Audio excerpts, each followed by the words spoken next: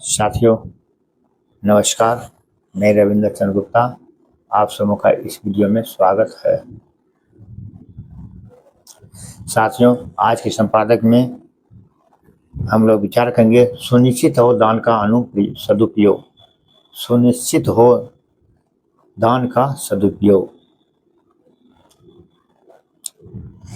भारत के आदि धर्म में जिसे जिसे प्राचीनता व्यक्त करने के लिए, सनातन और भौगोलिक व्यक्त करने के लिए हिंदू कहा जाता है, दान एक दिनचर्या है, एक नित्य कर्म है।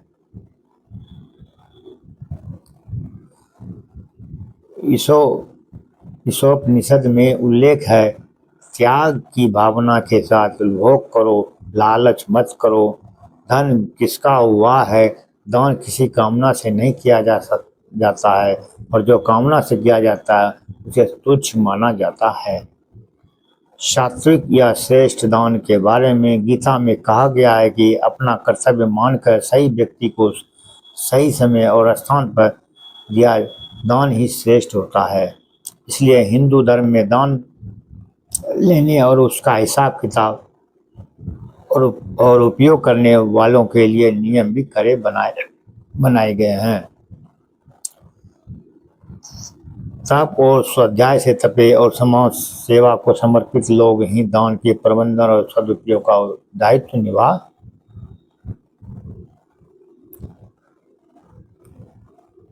रहा है। तप और स्वाध्याय से तपे और समाज सेवा को समर्पित लोग ही दान के प्रबंधन सदुपयोग का दायित्व निभा सकते हैं। परंतु जिन लोगों को अयोध्या के राम मंदिर में चढ़ावे के प्रबंधन और सदुपयोग का दायित्व सौंपा गया था, वे स्पष्ट रूप से उनके पात्र नहीं थे, अन्यथा चोरी और हेराफेरी का प्रश्न ही नहीं उठता। विडंबना यह भी है कि चढ़ावा चोरी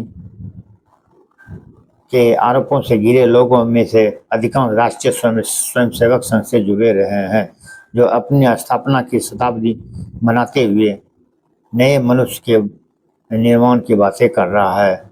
भाजपा की राज्य और केंद्र सरकारें भी राम मंदिर के दान के प्रबंधन में भले अपनी सीधी भूमिका स्वीकार न करें, क्योंकि उनके वरिष्ठ नेता भी संघ से जुड़े रहे हैं और राम जन्मभूमि आंदोलन को अपना सभ्यागत मिशन बनाकर सत्ता में आए हुए हैं। स्वाभाविक है कि उनकी भूमिका पर उंगली उठाना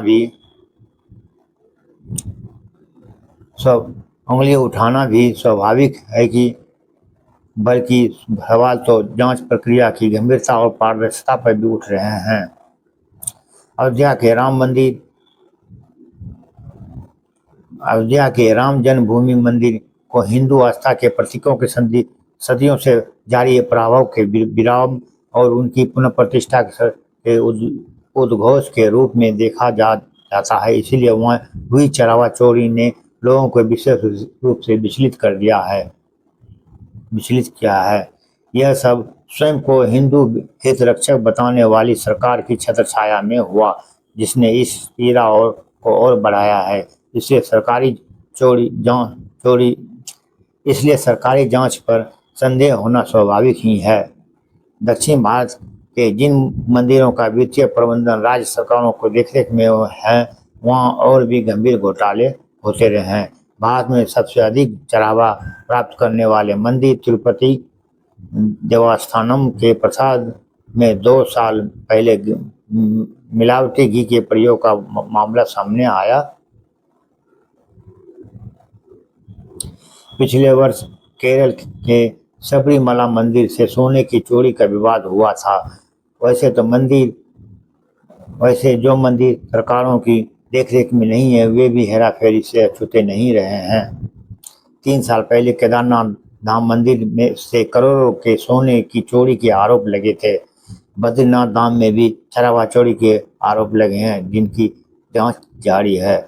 दुनिया का कोई ऐसा धर्म नहीं है जिसके पूजा स्थलों और धार्मिक संस्थाओं में दान की हेराफेरी न होती हो। दान की सबसे बड़ी हेराफेरी दुनिया के सबसे अमीर कैथोलिक ईसाई धर्म राज्य वेटिकन में भी हुई। 5 साल पहले वहाँ के एक कार्डिनल ने लंदन के प्रॉपर्टी बाजार में निवेश के बहाने वेटिकन के 10 करोड़ डॉलर ठग लिए थे। चर्च अध्ययन केंद्र की पिछले साल छपी रिपोर्ट के आधार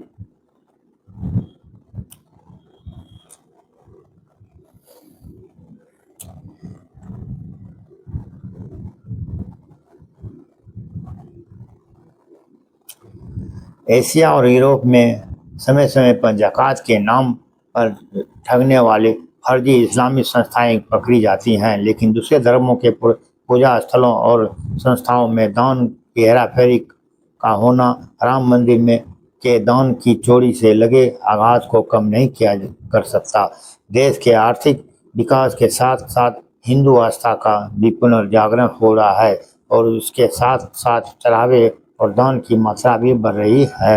इसलिए इसका सदुपयोग सुनिश्चित करने वाले राष्ट्रव्यापी पारदर्शी व्यवस्था इसलिए इसका सदुपयोग सुनिश्चित करने वाले राष्ट्रव्यापी पारदर्शी व्यवस्था की आवश्यकता है।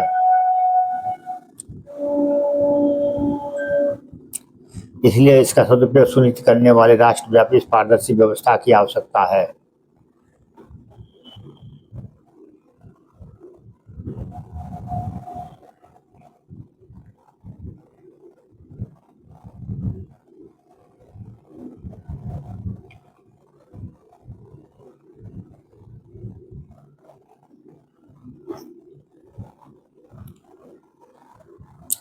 इसका दायित्व सरकारों पर भी नहीं छोड़ा जा सकता।